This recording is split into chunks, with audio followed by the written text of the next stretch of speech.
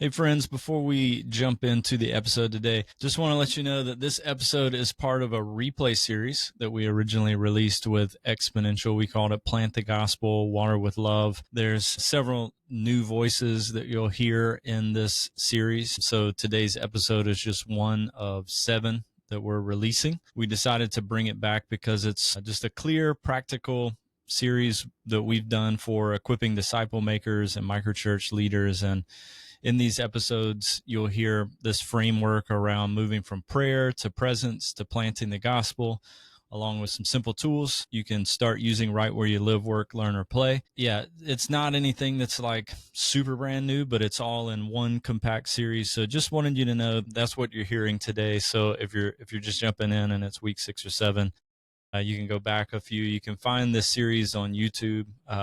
These 7 episodes. So just wanted to give you a heads up. We hope you enjoy these 7 episodes. Let's dive in. Hi, everyone. My name is Haley Miller. I am one of the directors here at Zero Hour Student Ministries, where we are awakening and unleashing high school students as everyday disciple makers on their high school campuses. What we long for is to see gospel saturation happen in our city. And by that, we mean we long for every student in every high school to have repeated opportunities to see, hear, and respond to the gospel of Jesus Christ.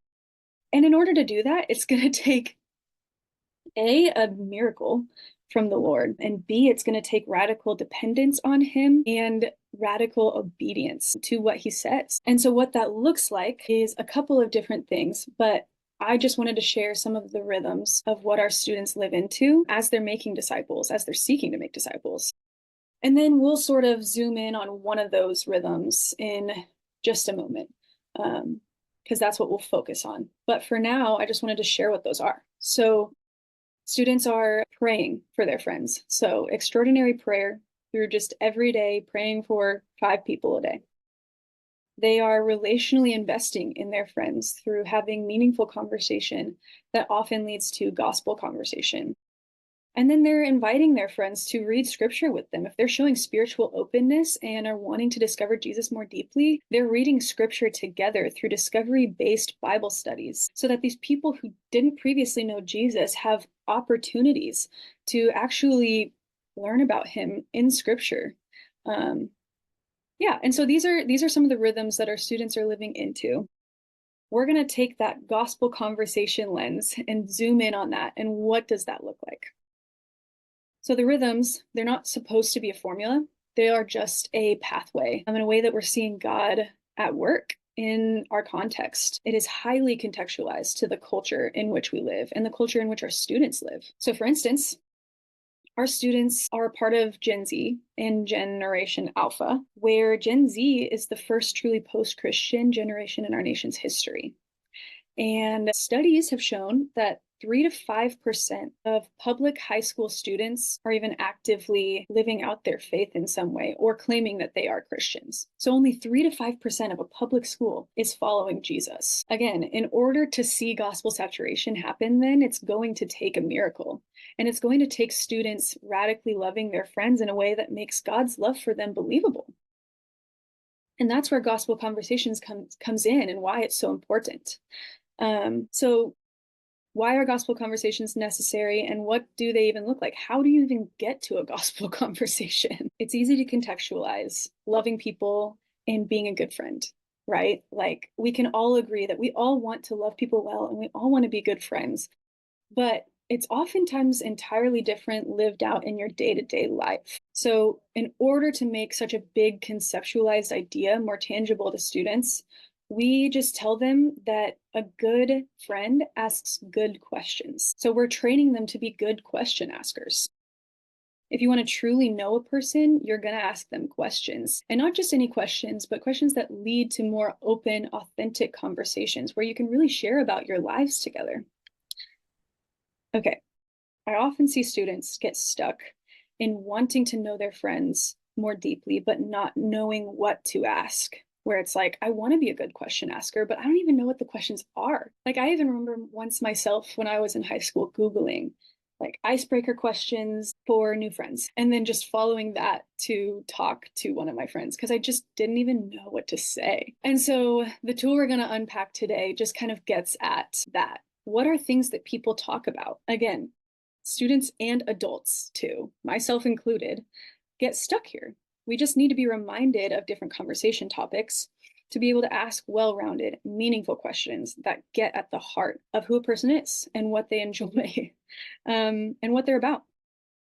And so that tool that we're going to be unpacking is called Frog Questions. Frog is, we're not talking about the animal, it is just an acronym. So an acronym for natural conversation topics that come up most every day. These are, it stands for friends and family, recreation, occupation, and goals and gifts. So if you're going to ask a question on friends and family, that could look like, hey, tell me about your family.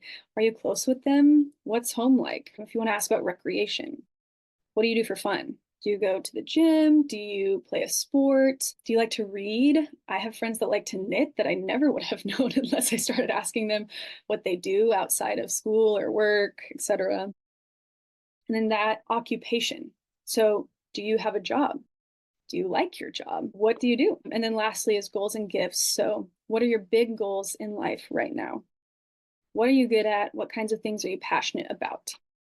So these are just 5 conversational topics that come up every single day. And people can take them as far as they want. Like you can go as deep or not deep as you want in that. But these topics matter to people. Obviously, you could ask any question you wanted, but this is just a tangible tool to be thinking through, okay, what do I know about this person's family? And what do I not know? Maybe I could ask about it. Similarly, what about what they do for fun? What they do for work? And then what kinds of things do they even care about? Where do they want to go in life? These are all just questions. And the reality is, psychologically, people love to talk about themselves. And so when you're asked a question, it's actually this beautiful opportunity to finally get to share your heart with somebody.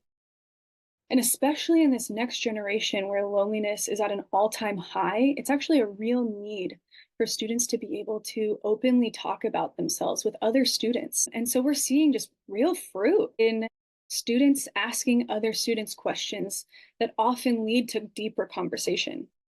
But a great place to start is going to be in those frog questions. So I just wanted to share, to close us up, a couple stories of how we've seen this play out in our own context in Kansas City. So firstly, we have a student named Gabe who is a sophomore at one of our high schools. And he has this friend who goes to his school with him that he has just spent the entire first half of this school year just praying for, like desperately praying to God that he would have opportunities to share the gospel with him.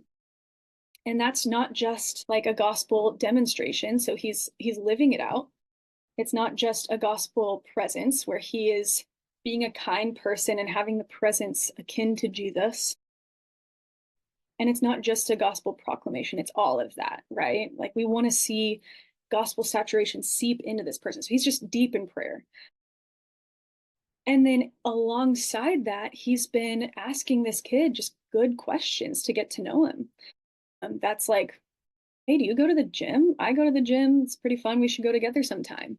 And then they just kept having conversations that went deeper and deeper. So he was eventually able to ask about his family and things like that and talk about kind of how home life is. And these are just like, he didn't have any agenda for these conversations. He just asked questions that led to conversation. And slowly he spent that entire first semester building a relationship with him. So he was deep in prayer in the quiet place, and he was building a relationship as he asked these questions slowly over time.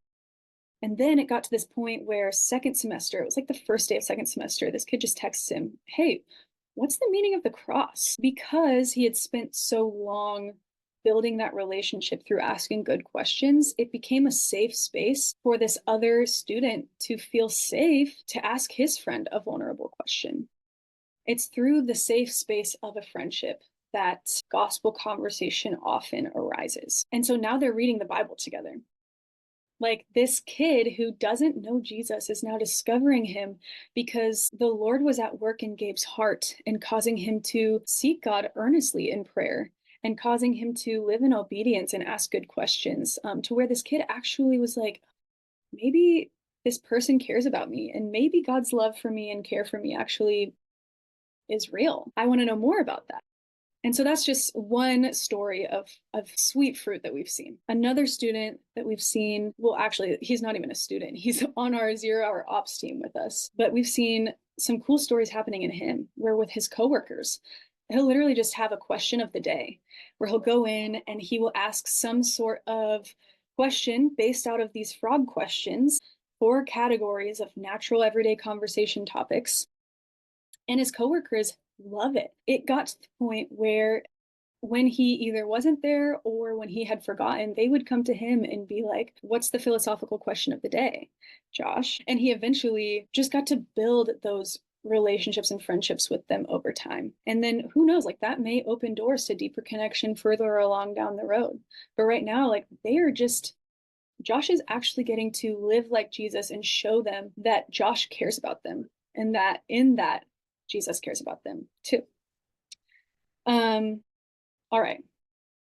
So gospel conversation and frog questions are not any sort of secret sauce to living missionally. It's just one simple, helpful tool that makes conversation more tangible to people and helps us not get stuck in that I don't know what to ask sort of rut. My hope is that you're able to contextualize this to your own places and spaces so that you would see meaningful conversation and even gospel conversation along down the line in your own places and worlds. And so, yeah, that's my prayer. Thank you so much.